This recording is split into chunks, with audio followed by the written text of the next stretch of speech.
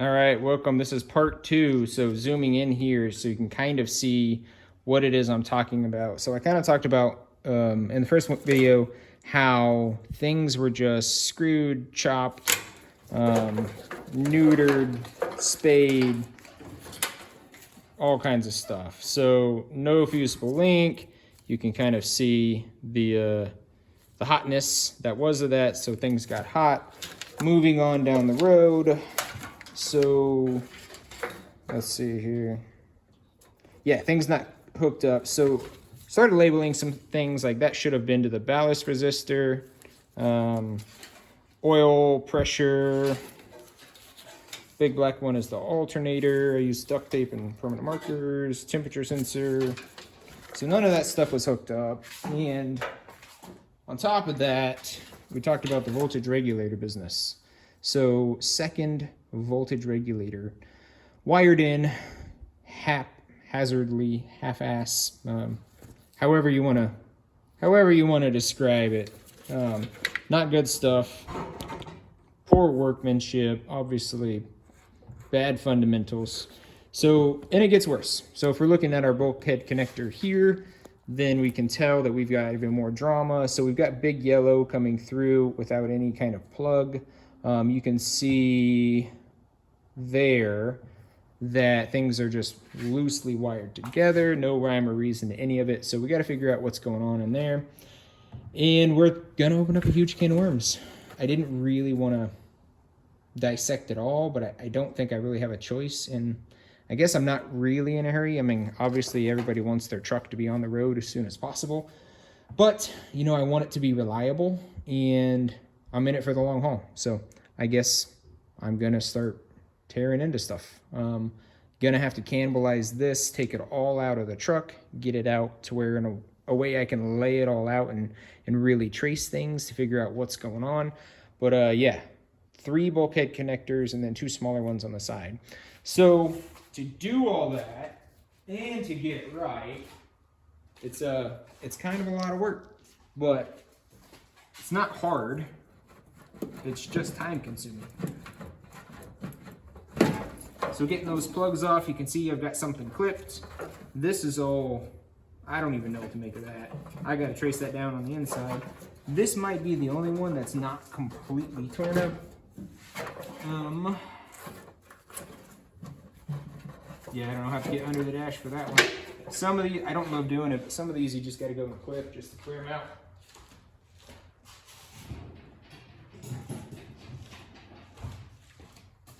I don't like just cutting things, but when things are so screwed up anyways, that's about the only way you can actually do it.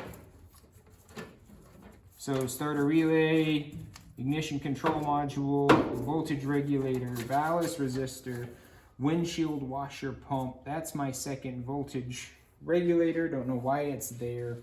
Really, I just got to pull all this out and then just see what I have and figure out why it is that this voltage regulator and that voltage regulator are both in there, because I don't even know how they really pulled this off. Because if I'm tracing this back, this goes straight to the alternator as it should. But coming from the alternator, if I'm looking at this, I've got one green wire going straight to the voltage regulator, which makes sense to me that it's this wire. But why is this running to that when this should be running straight to this? And I don't know. The only thing I can figure is that things are not where they're supposed to be. I don't know where the OEM location for the voltage regulators are, but I don't think it's here. So I think everything probably got shifted around, everything got moved, and it may have made sense at one point in time that this voltage regulator wire plugged into the voltage regulator there, but then they moved things, and I don't know, people do crazy stuff. So gonna have to disassemble everything and kind of start over. But that's kind of the situation on the stock one, but nothing is ever easy. And nothing is ever really golden. So you can see here that this guy is is off the 440. So here we have bad wiring too. So this got nicked bad, and so did this one. So I was hoping to use this, but I don't know that I can. Gonna have to really kind of think about it. This is off a different model year than the one I have, but you never know. I might be able to scrounge and make it work. But let's test the slant 6 one and see where we're at.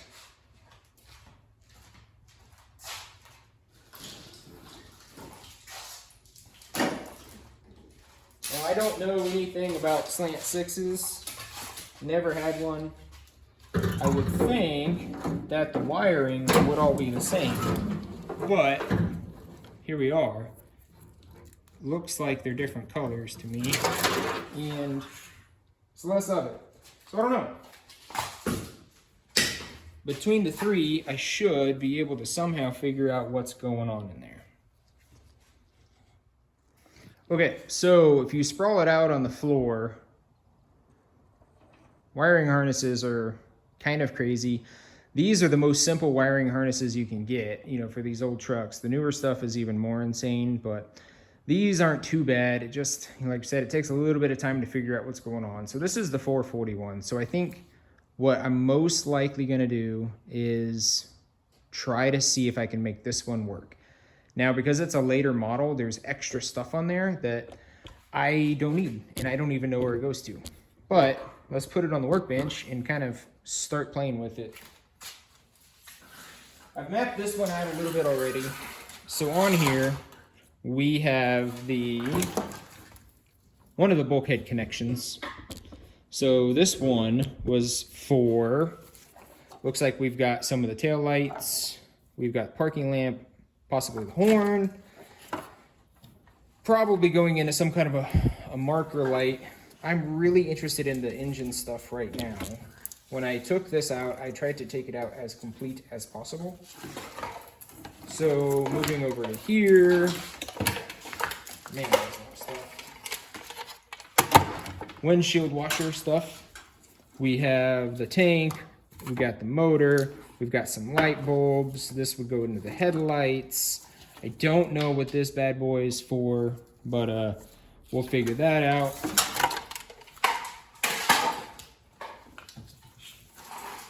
This connection I was talking about earlier, that's kind of boogered up a little bit. I don't know that it's bad enough for me to lose sleep over. I'll throw some shrink on there, maybe some electrical tape, and see what I can do to kind of address those spots. They don't look like they're burned through. I don't see frayed wires. It really just looks like it's the shielding more than anything. So I bet I could get that kind of protected and good to go. So we were talking about voltage regulators. That's the voltage regulator off the 440 truck, and it's got the same 2-wire system. I don't know how I'm gonna do it exactly, but I might end up, I don't know.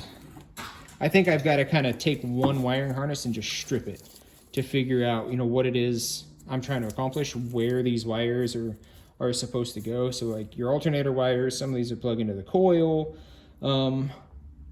probably even to the distributor, voltage regulator. So yeah, there's a lot going on, and it's gonna take me a minute, so bear with me.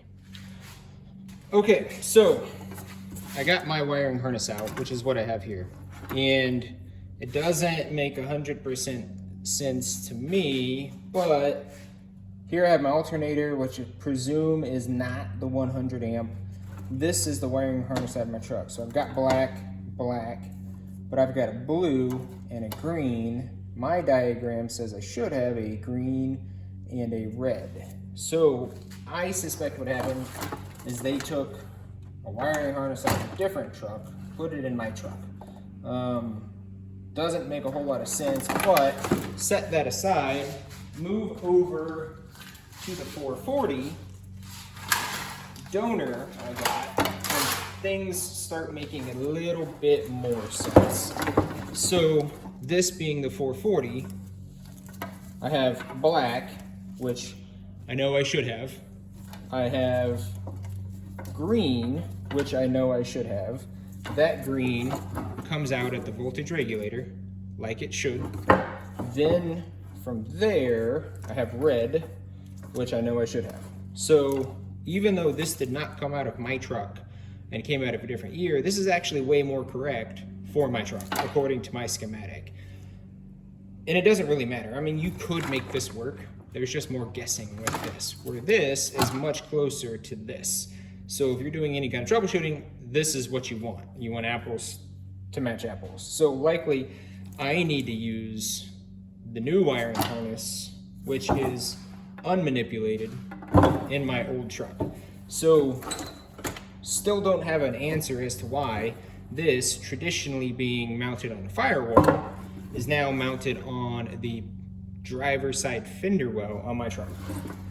And why is that there when it's also wired here? So I'm not sure it really matters, just forensic investigation and curiosity more than anything on my part, but at the end of the day, I need things to run. So it's looking more and more like the donor is going to be the one that I use. All right, so I pretty much decided I'm going to use the new one. So now I'm just gonna go through, try to figure out what wire goes where, and then I'm gonna label some stuff so it makes it easier for me to come back to it. This is gonna take a long time, so I'll speed this part up.